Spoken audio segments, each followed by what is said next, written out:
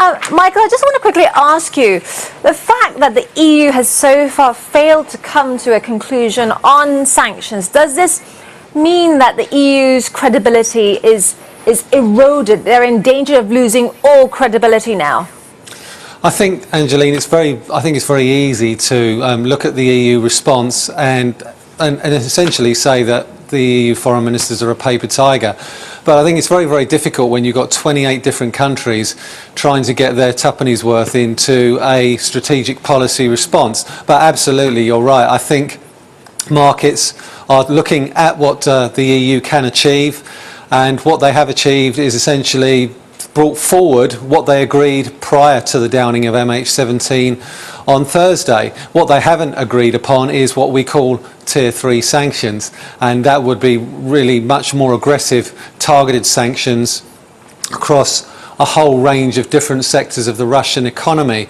That being said, and I think that does account for the fact that we've seen, I think, the risk-off trade slightly stabilise in the past few days. I think markets are looking at the EU policy response and basically taking the view, quite rightly in my view, that it's going to be very, very difficult to come out with a strategically coherent response to that. Having said that, on the top side of the equation, we've seen the S&P hit record highs. What we haven't seen is European markets do the same thing. So I certainly think there's still an element of caution on the part of investors with respect to piling back into equities at this time. Relating to markets and investors and how they're relatively benign, I just, out of curiosity, I want to ask you a question about France selling that warship to Russia.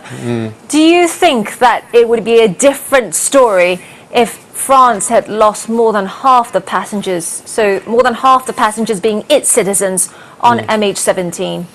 I think undoubtedly. I think French public opinion would force the politicians' hands, and I certainly think that that French politicians' remarks were, I think, completely out of line in the context of what's gone on. You know, we've seen an airliner full of innocent people shot down, and all the French can think about is their own narrow self-interest.